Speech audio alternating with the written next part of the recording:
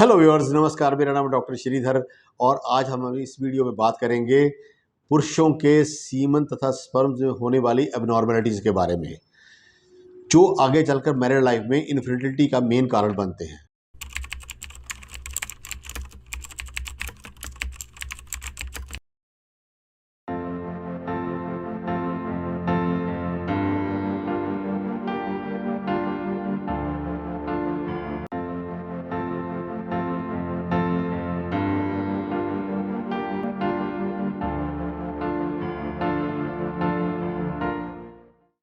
तो सबसे पहले हम बात करेंगे कि कौन कौन सी वो एबनॉर्मलिटीज़ या कौन कौन से वो रोग हैं जिनकी वजह से इनफर्टिलिटी जो है इन द लेटर लाइफ या इन मैरिड लाइफ में हो सकती है।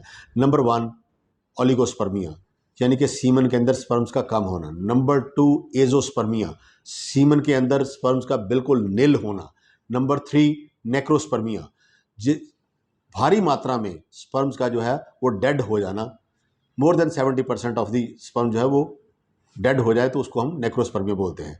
नेक्स्ट है एस्पर्मिया, ड्राई एजैकुलेशन, यानी कि सीमन जो है वो एजैकुलेशन के टाइम पर नज़र ही नहीं आता। नंबर नेक्स्ट है रिट्रोग्रेड एजैकुलेशन, यानी कि जो सीमन है वो बाहर ना जाकर पीछे यूरिनरी ब्लैडर के अंदर चला जाता है। नेक्स्ट है ट्रेटोस्पर्मिया, यानी कि जो स्पर्म्स की शेप, साइज, एनाटॉमी, फिजियोलॉजी वो एबनॉर्मल है, यानी कि यूजलेस जो स्पर्म्स हैं वो पैदा हो रहे हैं या विकलांग स्पर्म जो है वो पैदा हो रहे हैं। नेक्स्ट है एंटी स्पर्म एंटीबॉडीज। अब हम बात करेंगे सीमन की कंपोजिशन के बारे में। सीमन जो है 4 फ्लूइड्स के मिलने से बनता है, 4 सेक्रेशंस के मिलने से बनता है। Number 1, testicular fluid which is fully loaded with sperms. Number 2, seminal fluid. Number 3, prostatic fluid. Number 4, copper gland और वल्वोयूरिनरी ग्लैंड फ्लूइड। इसमें प्रेगनेंसी इंड्यूस करने के लिए या फर्टिलिटी पॉइंट ऑफ व्यू से टेस्टिकुलर जो फ्लूइड है उसका सबसे ज़्यादा इंपॉर्टेंस है। और नेक्स्ट जो दूसरे फ्लूइड्स हैं वो इसको एनर्जाइज करते हैं या इसको प्रोटेक्ट करते हैं या इसको लुब्रिकेशन प्रोवाइड करते हैं। अब हम बात करेंगे सीमन एनालिसिस रिपोर्ट के बारे में। जब भी आपने सीमन एनालिसिस करवाना हो तो there should be a gap of 3 days और 72 hours बिटवीन लास्ट एजैकुलेशन और इंटरकोर्स।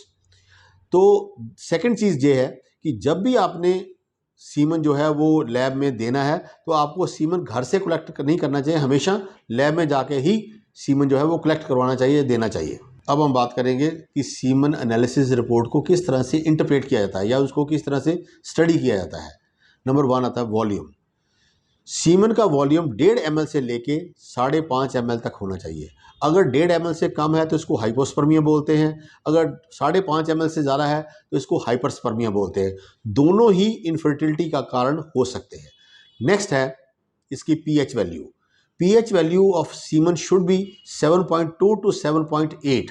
अगर 7.8 से पीएच वैल्यू ज़्यादा है तो इसका मतलब आपका जो सैंपल है इट्स इन्फेक्टेड और इट्स कंटेमिनेटेड।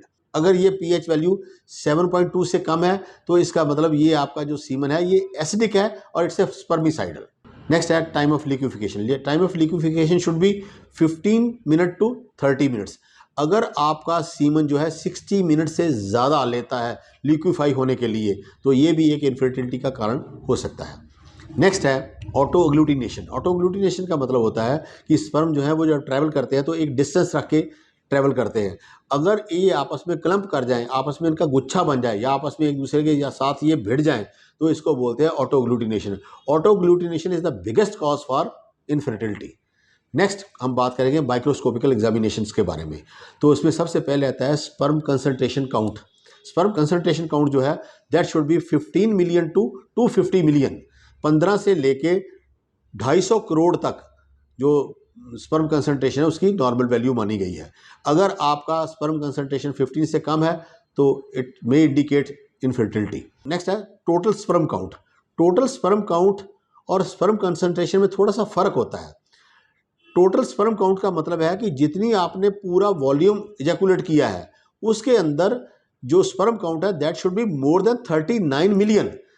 39 मिलियन से ज़्यादा होना ज़रूरी है। वैसे तो ये एक मैथमेटिक कैलकुलेशन है। जितना आपका स्पर्म कंसंट्रेशन है, मान लो आपका स्पर्म कंसंट्रेशन जो है वो 20 मिलियन है तो उसको मल्टीप्लाई किया जाता है आपके वॉल्यूम से कि कितना जो सीमन है आपने वो इजैकुलेट किया है। तो इसको मल्टीप्लाई करने के बाद that should come more than 39 million पर इजैकुलेशन। नेक्स्ट है स्पर्म मोटिलिटी। स्पर्म मोटिलिटी को 4 ग्रेड्स में डिवाइड किया गया है, A, B, C, D। A grade के स्पर्म जो होते हैं वो फास्टली और फॉरवर्ड मूवमेंट्स करते हैं, और जो बी ग्रेड के होते हैं वो करते तो फास्टली मूवमेंट है और फॉरवर्ड मूवमेंट करते हैं, मगर उनकी थोड़ी सी मूवमेंट्स होती हैं वो टेढ़ी मेढ़ी होती हैं। नेक्स्ट है सी ग्रेड। सी ग्रेड के जो स्पर्म्स होते हैं वो या तो उनकी सिर्फ टेल जो है वो हिलती रहती है या फिर वो एक सर्कुलर मोशन में ही मूव करते हैं। और डी ग्रेड का मतलब होता है dead. A plus B grade की जो स्पर्म मूवमेंट्स हैं that should be more than 34% and it should be from 34 to 75%। Next है वाइटिलिटी। वाइटिलिटी का मतलब होता है कि कितने स्पर्म जो हैं वो आपके सीमन के अंदर जिंदा रहते हैं। उनकी जो नॉर्मल वैल्यू है वो 58% से ज़्यादा होनी चाहिए। नेक्स्ट है WBC। अगर आपका WBC मोर देन 1 मिलियन है तो इसका मतलब आपके सीमन के अंदर इन्फेक्शन प्रेजेंट है। नेक्स्ट है RBC। अगर RBC सीमन के अंदर प्रेजेंट हैं तो इसको हम बोलते हैं हेमेटोस्पर्मिया। कहीं ना कहीं कोई जेनेटल्स के अंदर या रिप्रोडक्टरी जो सिस्टम है इसके अंदर कहीं ना कहीं कोई थोड़ी बहुत ट्रॉमा या कोई ऐसी इंजरी है जिसकी वजह से RBC जो उसके अंदर आ रहे हैं।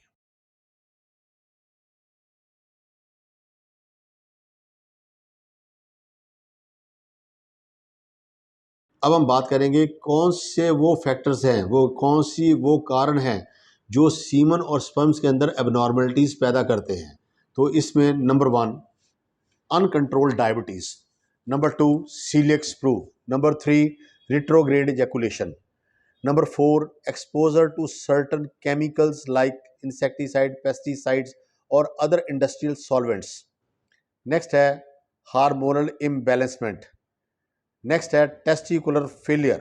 नेक्स्ट है infection in the semen. Next है वेरिकोसील। नेक्स्ट है ओबेसिटी एंड सेडेंट्री लाइफ।